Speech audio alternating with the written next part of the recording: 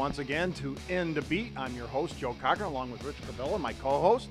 Today we're going to talk a lot of different things. The fall season getting here. If you're not excited about sports, you're not a sports fan. High school football on the horizon, along with college football, and we're going to talk some NCAA women's basketball. I think that's going to be exciting. We have Autumn Rodemaker from University of Detroit in the studio. But I have to get back to high school football. Joe, you've been an expert of hundreds of football games. Okay, you have a top 5, top 10 that we like to definitely take a look at. Yeah, we'll start with high school football, and I tell you, it was tough to get a top 5.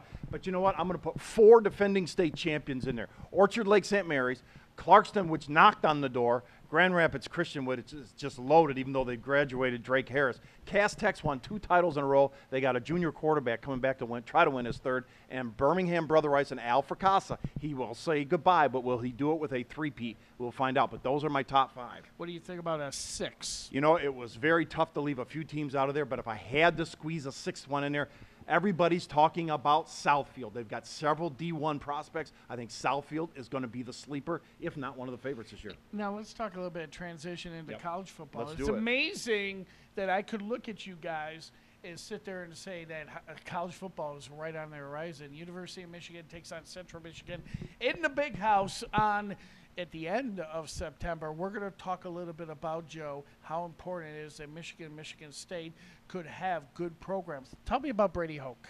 I think Brady Hoke is a fine coach. He's got the program going. A lot of people are talking about having it cleaned up after Rich Rod. I think they've done that. They've gotten over the first hurdles. Now the pressure's on Brady Hoke to win. What do you think about Fitz Toussaint being a running back? I think he's going to be tough. I think it's going to really lead up to the quarterback and that offensive line. Does Gardner give him some great quarterback play? The offensive line there, does that open up things for him? Now, the schedule, you know, you can definitely look like playing Ohio State possibly in 2 back-to-back games later on this year, possible a Big Ten championship situation. They got Nebraska. It's not going to be easy for the University of Michigan. But if you took a look at Michigan State, Andrew Maxwell has got a lot to work on, but I think their offense is going to be pretty surprising. Exactly. Can their defense do the job? The green and white really expect to contend, and I think they have a cream puff schedule the first half of the season. Let's look at the top 10 here. You got Joe's take a great look. Top 10, and they had no surprise Alabama, but I got to ask you, what's Georgia in the middle of this? Georgia. They graduate a lot of people on the defensive side of the ball. They open up at Clemson, but they've got so many of their tough games at home. That's why I give Georgia a slight nod to get to the number 2 spot, and almost all their offensive weapons are back. They're going to be very strong offensively. What is the deal with Oregon? Oregon has always been there. I did not like to put Oregon in there. I thought they'd be on probation. I helped write one of the stories that broke the recruiting scandal there, but they did not suffer any penalties as far as bowls. They will stay in the top 5. I think they're tough. They're strong.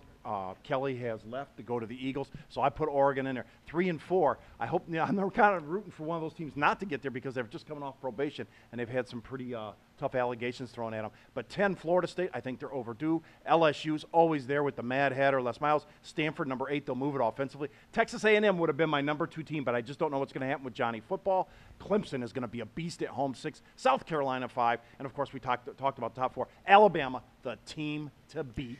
And you know what? That's what everybody's saying in the polls. If I can't help it, they are loaded. Again, Alabama is my team, and we're on the same page. Speaking of which, right around the corner is college basketball. We're back with Autumn Rodemaker, the head coach of the University of Detroit Women's Mercy Titans, right after this timeout. Young & Sons Construction in Farmington Hills. They are the drying and restoration specialist in Farmington Hills. Contact their office on toll-free number 888-646-6426. Hello, this is Dave Bergman. You are watching INDBEAT Detroit. And welcome back to INDBEAT Detroit here. Rich Curbello, Young & Sons, thank you for this wonderful studio. We have a guest here, Joe, Autumn Rodemaker, the head coach of the women's University of Detroit basketball team. Autumn, welcome to the studio. I do have to ask you that ultimate question. How's this year's team look?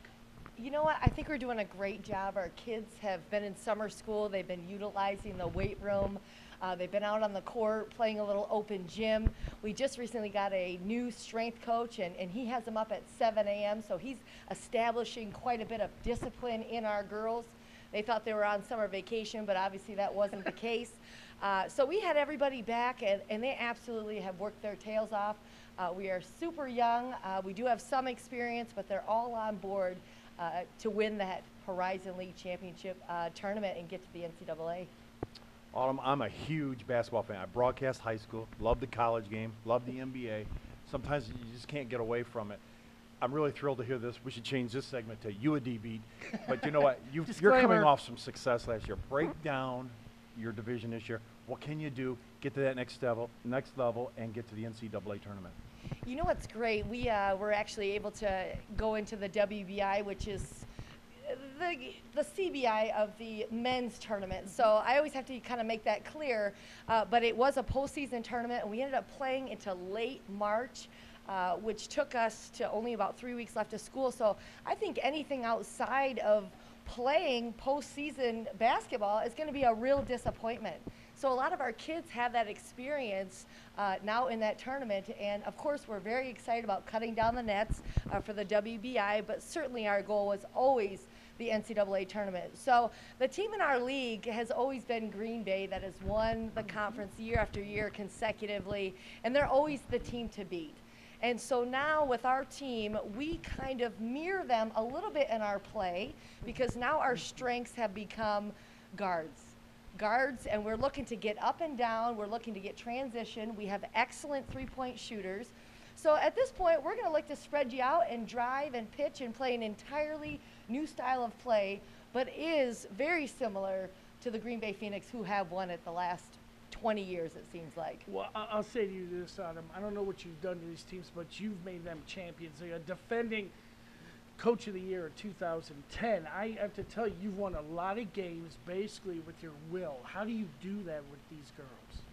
You know what? I think that when I'm in this venue, I'm very personable and fun, and I can be outgoing, and then it just seems like this light switch goes on the court where it just becomes I need to win, whether it's table tennis, 1, 2, 3, 4, let's start a thumb war. I mean, whatever it is, I have to win. Order there. So, exactly.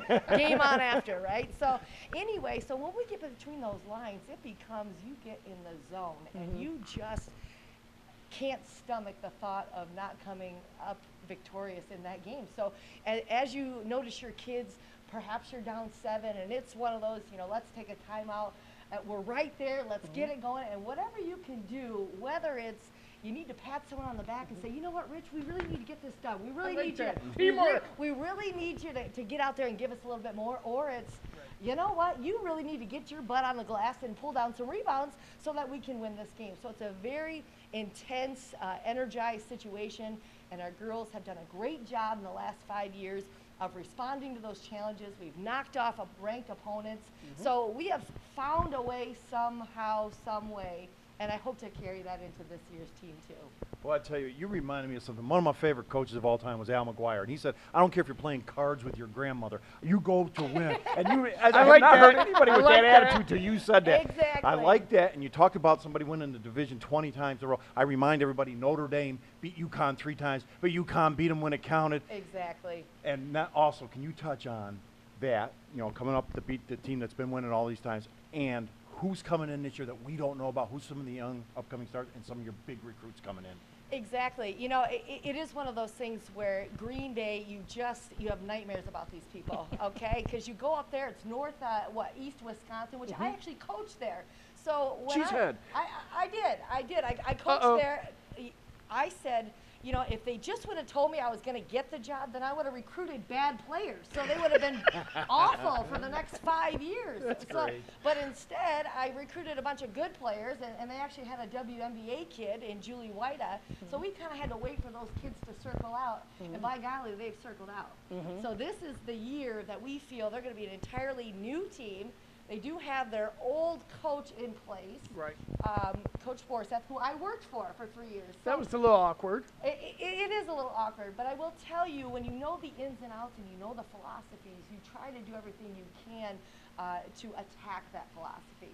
So at this point in time, I don't think his kids are going to be as well schooled because they didn't grow up in the system. Right. So it's anybody's game. Wright State has a very prolific player in Kim Demings. Valparaiso's going to be tough. Cleveland State and Oakland's the wild card that, of course, everyone doesn't want to talk about. But this is their first year in the conference. So I really don't know what to expect for them. New coach, new team. And of course, they're right up the road, so that'll be an instant rivalry. Little rivalry That's indeed. gonna be. And I know Oakland you a little bit, and they got a great little guard over there, Elena Popke. Oh, absolutely. Lights up, and absolutely. what a pleasant person off the court, such as you are. But that should be interesting, watching her come down to Callahan. No question. Well, let me tell you something, Joe. This Yeah. is Autumn Rodemaker, the head coach. Thank you for coming in. We're going to have her in on future INDBEAT shows. We're going to be back here on INDBEAT Detroit right after this Thanks, timeout. Autumn. Young & Sons Construction in Farmington Hills. They are the drying and restoration specialist in Farmington Hills. Contact their office on toll-free number 888-646-6426. Welcome back. That was a fabulous interview. U&D back on the map. Thank you, Autumn, for being here. We know it's getting into that season where she's got to start getting her club ready. Most definitely, but let me tell you, that is the best coach in college basketball. I want to say that and put that on record. High praise. She has put a big stamp on that great organization. So, Autumn, thank you for being in the studio. I got to tell you right now, NFL's right around the corner. Here we go. If you're not a sports fan, it's NFL time. You're in your fantasy leagues, everything else. Football is here. Our Detroit Lions, here we go. The draft picks came up extremely big. Ziggy Ansah, Darius Slay, the top two here. They played very well in preseason. Great wins against the New England Patriots. What do you think about the Lions? You know, I think they got a chance to be good, but I hate to say anything. Exhibition football, I don't know. I remember when the Lions went 4-0 and they went 0-16 in the regular season. I've seen teams go 0-4 and win the Super Bowl. They have the talent and the pieces there. I don't know if they're going to make the playoffs or not. I got them winning 8 or 9 games. If they keep Reggie Bush healthy, I think they have a chance. And I go into the NFC here. A complete team, but again, you have a couple questions. The San Francisco 49ers. Yes, San Francisco was my pick last year to go to the Super Bowl. They did, but they lost the game. I had them going up against the Broncos. Green Bay is going to be very, very tough. It's a tough division. Seattle, Wilson, he's unbelievable. They got to go to Washington. They won't have the record they had a year ago, and they struggle with St. Louis. I still think that they could be a playoff team. I'm just not ready to pick them to go back to the Super Bowl. In the AFC, Yeah. Von Miller, how in a bad move did it happen to them for the Denver Broncos? And look at their schedule. They don't have an easy schedule here. Dumerville and Miller, both gone. Dumerville has signed on. Von Miller suspended for 6 games for breaking the policy there of the NFL and their drug policy. This is going to be very, very tough, but they don't have a really tough schedule. And what really benefits the Denver Broncos, I don't think the AFC is as balanced as the NFC. There's not that many teams. You have Baltimore, you have New England, you have the Broncos, and maybe a couple other teams that could be sleepers. I think Denver could get back there, even though they're facing some very tough adversity. And I love the Mannings, and they'll play in Week 2, the Manning Bowl. And it's really exciting about the NFL, but I want to say what's more exciting. Young & Sons for having us here for these shows. So, again, for Joe Cochran, I'm Rich Curbello. Thank you once again, and we will see you in future INDBEAT shows.